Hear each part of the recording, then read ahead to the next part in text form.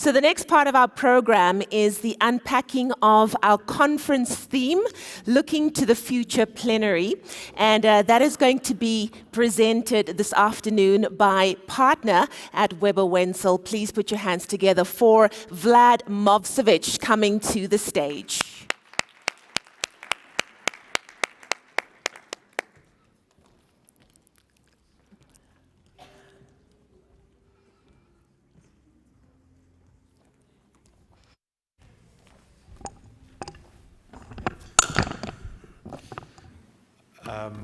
Good afternoon, everyone. I'm not sure what happens after the graveyard shift, so I don't know what the character of this session is, but I'll try to make it as brief as absolutely possible. So in this conference was about global fragmentation. That's the theme of the conference, and what the place is of dispute resolution mechanism within that greater scheme. And it's very important for us as lawyers and those having a stake in the arbitration and mediation process to take stock of where we are and why we exist and how we can exist better in future. And that's been the theme of the conference. Now, I just want to take stock first about what we've been discussing, and then look forward to how we can take it, how we can develop ourselves to ensure that we deal with the themes that have been developed. So what have we heard? We've heard that there are many new challenges. So that's the first theme of the conference, is that we have many new challenges as the world. Obviously, we know about the geopolitical fragmentation that's taking place, the disruption of supply chains, the AI risks, the sustainable development, ESG, and the redefining of community versus company relationships. You know, all of those are critical new themes. They wouldn't be themes that we would have explored 10 years ago, but they are very much with us now, and some of them are more recent than others. The panelists on the Statesman panel talked about the geopolitical fragmentation, the North-South divide, the youth versus politicians, the protection of sovereignty, the economic protectionism more generally, and nationalism, and I think over the past 2 years, and particularly the unilateralism that we've seen. Now, there's been an interesting, what we've also explored during the course of this conference is what responses there have been already from a political level. And the Chinese response, obviously a very recent response in relation to the trade barriers, whereas on the one side of the world they're imposing barriers, on the other side they're bringing them down. But that's also double-edged, because as we've heard during another session, if you bring down those barriers without improving the infrastructure and improving the capacity of those who are going to trade to be able to trade meaningfully with proper beneficiation, then it's not a useful bringing down of barriers. So that is really brings me to the calls to action.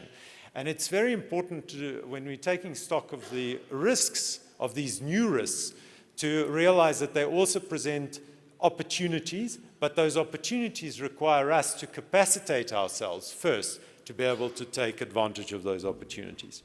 So, capacitating ourselves to take advantage of the opportunities, I think, exposes some of the enduring weaknesses in the system and some of the enduring problems that we've had. And that's been also highlighted throughout the panels. The lack of regional, legislative and regulatory cohesion, the lack of legitimacy of dispute resolution processes, the lack of legitimacy of political processes, corruption, lack of representativity, and a general lack of capacity and infrastructure, especially in the global south. So we obviously can't, as a conference about law and legal concepts, we can't solve all the issues, but we can point as to what the calls to action are. And they're calls to action not only to lawyers, but also to the state, well, actually to lawyers through all the sectors, which includes the public sector, the private sector, the private practice, judges, arbitrators, everyone has their part to play. So what are the themes in terms of solutions? Well, there are the usual solutions, which is we must ensure that we harmonize our legislation, we must ensure that we harmonize, we subscribe to the New York Convention, the model law as far as possible. That comes with caveats, because as we've heard from the statesmen, it's not always conforming to a standard practice is not always the best solution.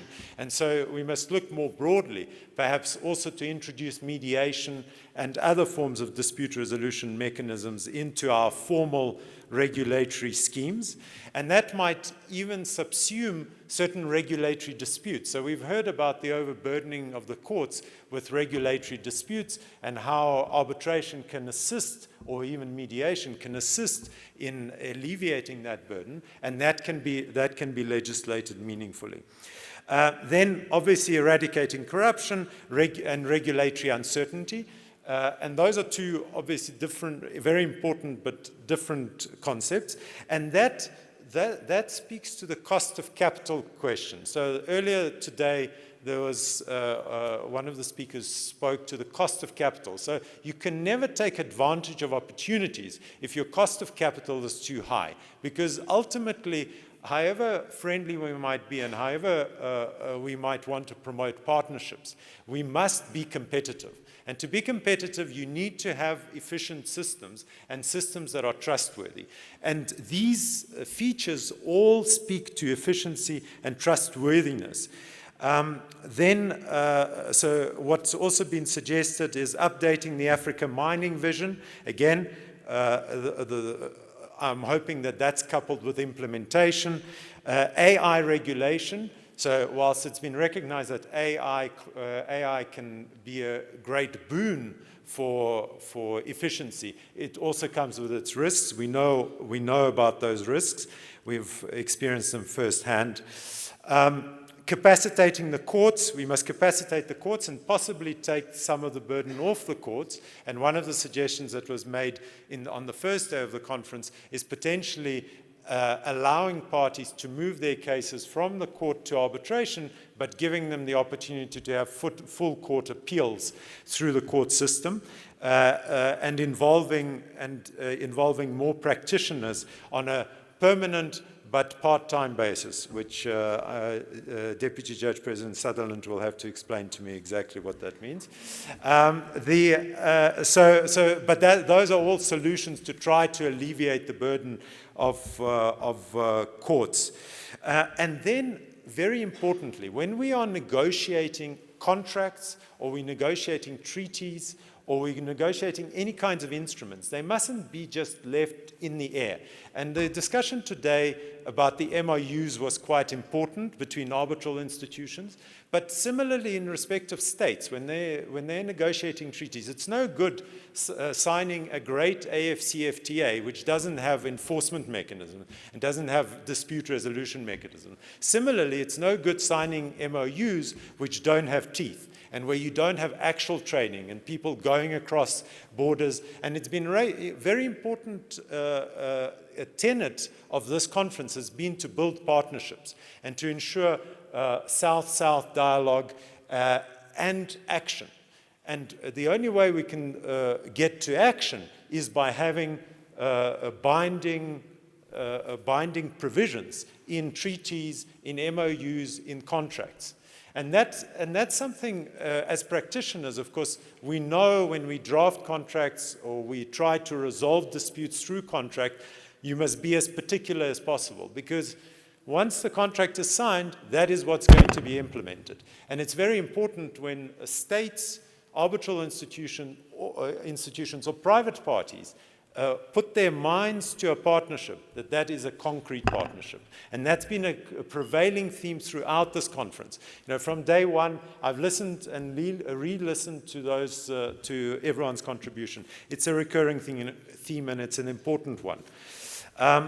Then on the side of arbitral institutions, obviously there are some aspects in relation to the integrity of their processes, which has been raised, and I think a lot of exchange has taken place to ensure that its institutional rules are in line with international best practice, and we've had the experiences shared here about that, and I think we've taken out important lessons in relation to that, and to integrate mediation into a more comprehensive dispute resolution mechanism offered by arbitral institutions. Because when you have arbitral institutions that have credibility and offer the full package, it's always better for parties. Because certain disputes, we've seen this from the statesman on the first day to the practitioners on the, and judges on the first and second days,